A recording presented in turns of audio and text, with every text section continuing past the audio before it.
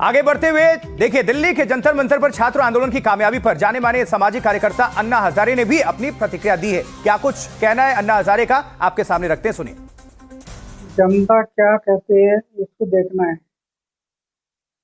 जनता के भलाई के लिए हम 2 कदम आगे बढ़ गए तो परवाह नहीं, लेकिन जनता के भलाई होना है। ये इसलिए यहाँ जनता के भलाई है, जो अपना किया वो सही किया।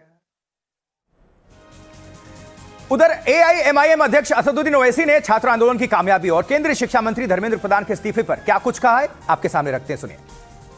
ये कामयाबी है हक की झूठ के ऊपर।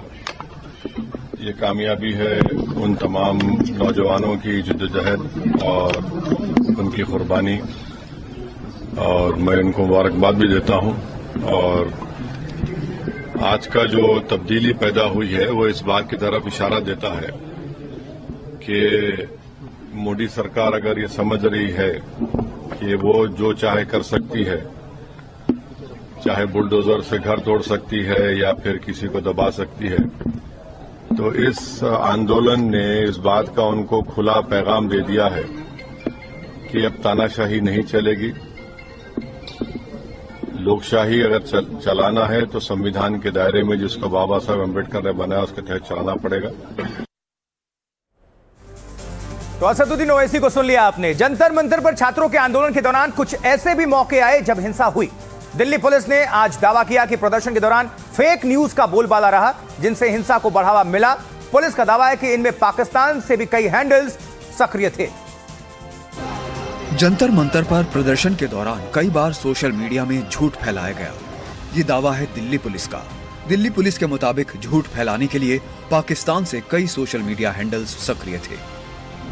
ऐसे 400 से अधिक हैंडल्स की अब तक पहचान कर ली गई है और उन्हें AI generated content, deepfake video, edited तस्वीरें और प्रदर्शन से जुड़ी अन्य झूठी सामग्री फैलाने के कारण ब्लॉक किया गया है।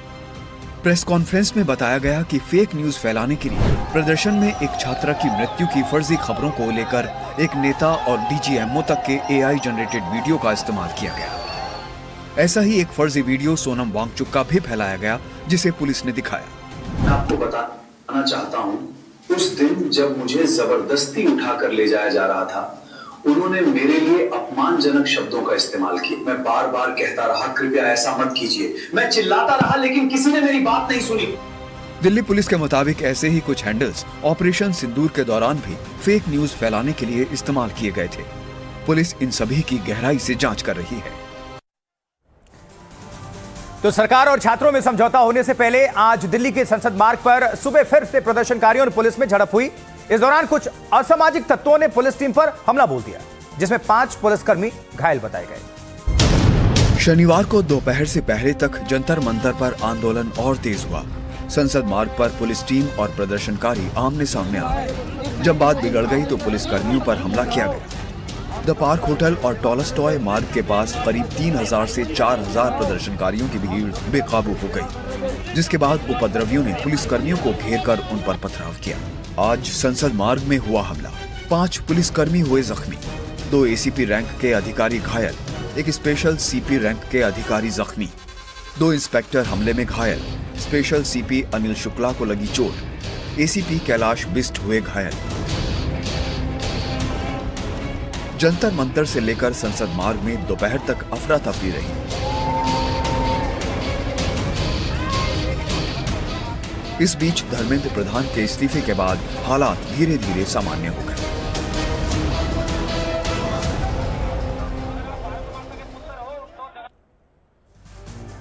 देखिए, भारतीय राजनीति में यह पहला मौका नहीं है जब गंभीर आरोपों और विवादों के चलते किसी बड़े नेता को कुर्सी छोड़नी पड़ी है। इससे पहले भी कई मंत्रियों और मुख्यमंत्रियों को विवादों के बाद अपने पद से हाथ धोना पड़ा है। आइए जरा ऐसे ही कुछ आपको अपडेट कर देते हैं।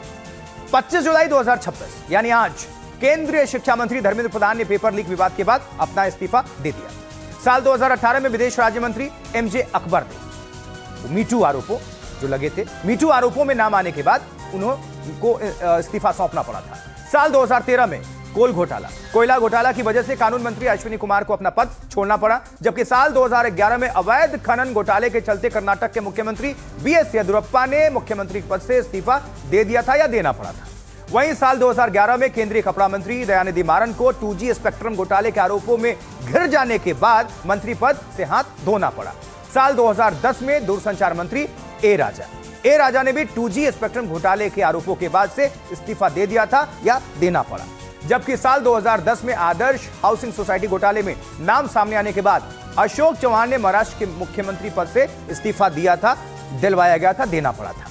वहीं साल 1987 में बोफोर्स घोटाला की वजह से तत्कालीन रक्षा मंत्री विश्वनाथ प्रताप सिंह को भी इस्तीफा सौंपना पड़ा था। आगे बढ़ते हैं। पेपर लीक मुद्दे पर युवाओं के प्रदर्शन के बीच आरएसएस प्रमुख मोहन भागवत ने भी एक बयान दिया है। दिल्ली में एक कार्यक्रम में मोहन भागवत ने कहा कि युवाओं के साथ बात करने की जरूरत है, उन्हें अपनापन देने की जरूरत है। इससे पहले प्रधानमंत्री ने लगातार दूसरी रात एक वीडियो जारी करके छात्रों को संबोधित किया, उनकी प्रतिक्रियाओं के लिए धन्यवाद दिया। Thank you friends. कल देर रात आपसे मिलने का मौका मिल गया। मेरे जो वीडियो पोस्ट किया था उसको जिस प्रकार से आपने रिस्पॉन्ड किया, सकारात्मक सुझाव दिए, thanks to everybody. Paper leak मामले पर प्रधानमंत्री मोदी ने अपने वीडियो संदेश पर आई शानदार प्रतिक्रिया के लिए छात्रों का जेनजी स्टाइल में ही धन्यवाद अदा किया। उधर आरएसएस प्रमुख मोहन भागवत ने एक कार्यक्रम में कहा कि नई पीढ़ी के साथ संवाद बढ़ाने की जरूरत है। अभी ऐसा नहीं है, नई पीढ़ी प्रश्न पूछती है, उनको तर्क बताना पड़ता है। जो सारा भौतिक साधनों से प्रचार का मारा उन पर होता है, उसमें से भूल भुलैया उत्पन्न उनसे उनको बाहर निकालना पड़ता है। तो एक तो बहुत अधिक अपनापन देने की जरूरत है, समय देने की जरूरत है और संवाद करने की जरूरत है। डिक्टेशन नहीं, डिस्कशन, ऑर्डर नहीं, कॉन्सेंसस।